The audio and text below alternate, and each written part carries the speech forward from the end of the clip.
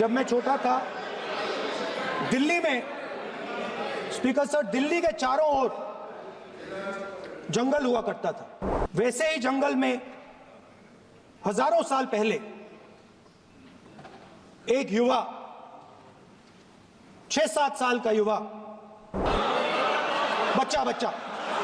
एक बच्चा, वाह बहुत बढ़िया, एक बच्चा 4 बजे उठ के तपस्या करता था। जैसे द्रोणाचार्य जी ने एकलव्य का अंगूठा काटा, वैसे ही आप पूरे देश का अंगूठा काटने में लगे हुए हो। ಲೋಕಸಭೆಯಲ್ಲಿ ಸಂವಿಧಾನದ ಚರ್ಚೆಯ ವೇಳೆ ಲೋಕಸಭೆಯ ವಿರೋಧ ಪಕ್ಷದ ನಾಯಕ ರಾಹುಲ್ ಗಾಂಧಿ ಕೇಂದ್ರ ಸರ್ಕಾರದ ವಿರುದ್ಧ ಎಂದಿನಂತೆ ವಾಗ್ದಾಳಿಯನ್ನ ಮಾಡೋದಕ್ಕೆ ಶುರು ಮಾಡಿದ್ರು.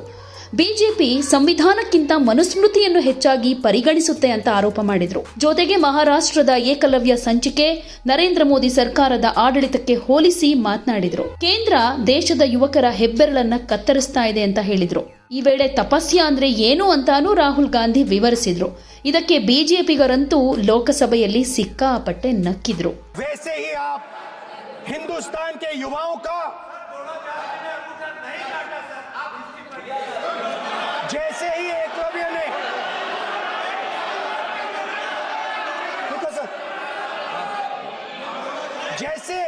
जैसे एकलव्य का अंगूठा काटा गया, वैसे ही आप हिंदुस्तान के युवाओं का सबका अंगूठा काटते हो. ಭಾರತದ ಸಂವಿಧಾನದ 75 ವರ್ಷಗಳ ಚರ್ಚೆ ಸಂದರ್ಭದಲ್ಲಿ ಮಾತನಾಡಿದ ರಾಹುಲ್ ಗಾಂಧಿ ಭಾರತೀಯ ಮಹಾಕಾವ್ಯ ಮಹಾಭಾರತದ ಉದಾಹರಣೆಗಳನ್ನ ಉಲ್ಲೇಖ ಮಾಡಿ ದ್ರೋಣಾಚಾರ್ಯರು ಏಕಲವ್ಯನ ಬೆರಳನ್ನ ಕಟ್ ಮಾಡಿದ್ರು ಅಂತ ಹೇಳಿದ್ರು. ಅಲ್ಲಿ ಒಬ್ಬ ಹುಡುಗ ಅಂದ್ರೆ ಏಕಲವ್ಯ ತಪಸ್ಸು ಮಾಡ್ದ. ಬೆಳಿಗ್ಗೆ ಬೇಗ ಎದ್ದು ಬಿಲ್ಲು ಮತ್ತು ಬಾಣದೊಂದಿಗೆ ಅಭ್ಯಾಸ ಮಾಡ್ತಾ ಇದ್ದ. ತಪಸ್ಯ ಅಂದ್ರೆ ದೇಹದಲ್ಲಿ ಉಷ್ಣತೆಯನ್ನ ಸೃಷ್ಟಿಸೋದು ಅಂತ ರಾಹುಲ್ ಗಾಂಧಿ ಹೇಳಿದ್ರು. ಆಗ ಸದನದಲ್ಲಿದ್ದವರೆಲ್ಲ ತುಂಬಾನೇ ನಕ್ಕು ಬಿಟ್ರು. ದ್ರೋಣಾಚಾರ್ಯರು ಏಕಲವ್ಯನ ಬೆರಳುಗಳನ್ನ ಕತ್ತರಿಸಿದಂತೆ ನೀವು ದೇಶದ ಯುವಕರ ಹೆಬ್ಬೆರಳನ್ನ ಕತ್ತರಿಸ್ತಾ ಇದ್ದೀರಾ ಅಂತ ಆರೋಪ ಮಾಡಿದ್ರು. ಈ ಹೇಳಿಕೆ ಸದನದಲ್ಲಿ ತೀವ್ರ ಟೀಕೆಗೆ ಒಳಗಾಯಿತು. ಇವರು ತಪ್ಪು ವಿಷಯಗಳನ್ನ ಪ್ರಸ್ತುತಪಡಿಸ್ತಾ ಇದ್ದಾರೆ ಅಂತ ಕಿಡಿಕಾರೋದಕ್ಕೆ ಅಲ್ಲಿದ್ದ ಬಿಜೆಪಿ ಸಂಸದರು ಆಕ್ಷೇಪ ವ್ಯಕ್ತಪಡಿಸಿದ್ರು. ದ್ರೋಣಾಚಾರ್ಯರು ಏಕಲವ್ಯನ ಬೆರಳನ್ನ ಕಟ್ ಮಾಡಿಲ್ಲ ಅಂತ ಹೇಳೋದಕ್ಕೆ ಶುರು ಮಾಡಿದ್ರು. ಆದ್ರೂ ಕೂಡ ರಾಹುಲ್ ಗಾಂಧಿ ತಮ್ಮ ಮಾತನ್ನ ಮುಂದುವರಿಸ್ತಾ ಹೋದ್ರು. वैसे ही जंगल में हजारों साल पहले एक युवा, 6-7 साल का युवा, हर रोज सुबह उठ के 4 बजे उठ के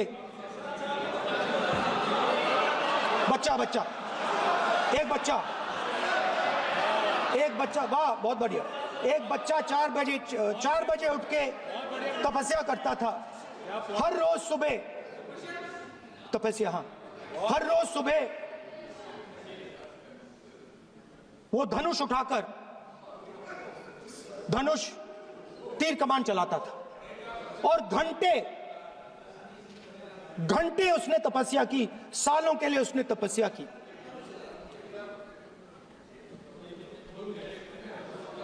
पास लोगों को पता लगने लगा कि लड़का है. यही तो आप नहीं समझ सकते हो, यही तो प्रॉब्लम है.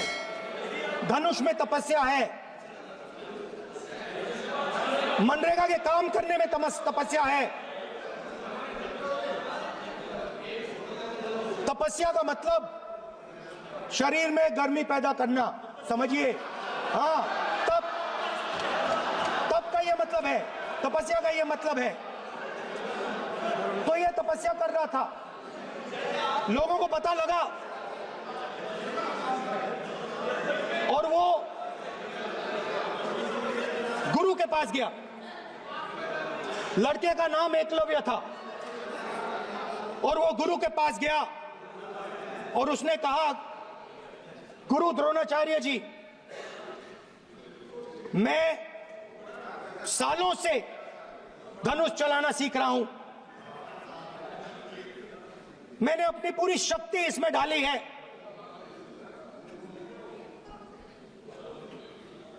आप मेरी मदद कीजिए, आप मेरे गुरु बनिए. द्रोणाचार्य जी ने एकलव्य को कहा कि आप ऊंची जात के नहीं हो,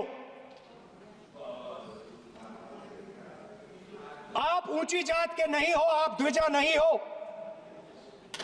मैं आपका गुरु नहीं बनूंगा, यहां से तुम चले जाओ। और एकलव्य चला गया। फिर से एकलव्य ने तपस्या शुरू की, फिर से तपस्या शुरू की। कुछ साल बाद द्रोणाचार्य जी और पांडव उसी जंगल से निकले। एक कुत्ता भौंक रहा था, कहानी आपने सुनी है, सुना देता हूं। कुत्ता भौंक रहा था, अचानक कुत्ते की आवाज शांत हो गई। द्रोणाचार्य जी और पांडव पास गए और उन्होंने देखा कि तीरों के जाल में कुत्ता फंसा हुआ था। मुंह में तीर था एक, हाँ, मगर कुत्ता तीरों के जाल में फंसा था। एक तीर मुंह में थी, शांत था कुत्ता, मगर कुत्ते को चोट नहीं लगी। एकलव्य ने अहिंसा के साथ कुत्ते को शांत किया था। द्रोणाचार्य जी आते हैं और एकदम पूछते हैं, तुम्हें यह किसने सिखाया? एकलव्य जवाब देता है, द्रोणाचार्य जी, यह मैं सीखा हूं, मैंने तपस्या की है, घंटों मैंने प्रैक्टिस की है।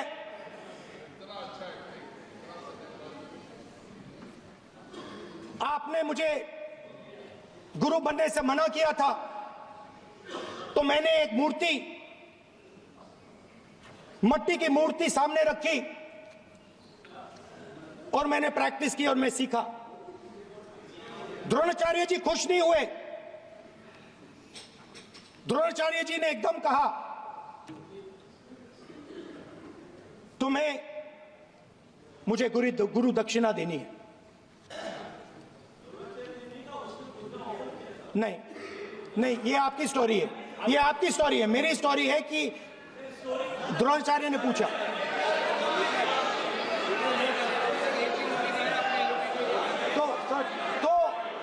तो द्रोणाचार्य जी ने, Sir, the PM will not speak. You have to understand.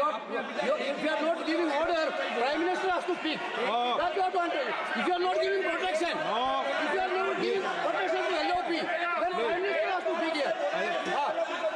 I will tell you. We will be very clear. ठीक है सर। माननीय सदस्य, आपको मैंने कई बार कहा, आप धमकी शब्दों में मत बोला करिए। एक मिनट जाती।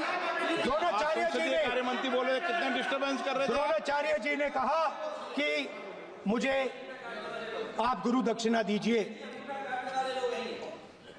मेरी स्पीच ले ली आपने। तो द्रोणाचार्य जी ने उनसे कहा कि गुरु दक्षिणा के लिए मुझे तुम्हारा हुनर, तुम्हारा भविष्य, तुम्हारा अंगूठा चाहिए। और एकलव्य ने अंगूठा काट के द्रोणाचार्य को दे दिया।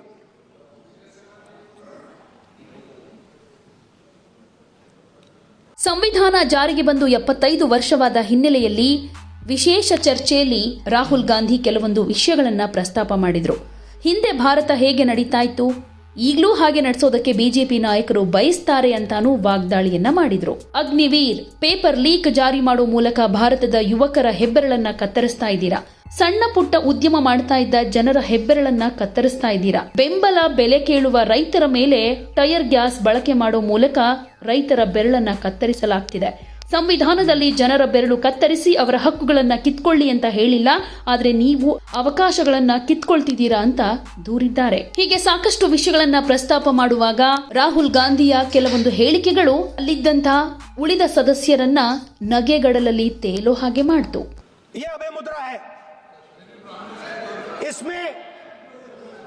इसमें कॉन्फिडेंस, स्ट्रेंथ, निडरता कहां से आती है? हुनर से आती है, इस अंगूठे से आती है। ये लोग इसके खिलाफ हैं। जैसे द्रोणाचार्य जी ने एकलव्य का अंगूठा काटा, वैसे ही आप पूरे देश का अंगूठा काटने में लगे हुए हो। आप जैसे ही एकलव्य का जैसे द्रोणाचार्य जी ने एकलव्य का अंगूठा काटा, वैसे ही आप हिंदुस्तान के युवाओं का, जैसे ही एकलव्य ने, देखो सर, जैसे एकलव्य का अंगूठा काटा गया, वैसे ही आप हिंदुस्तान के युवाओं का सबका अंगूठा काटते हो।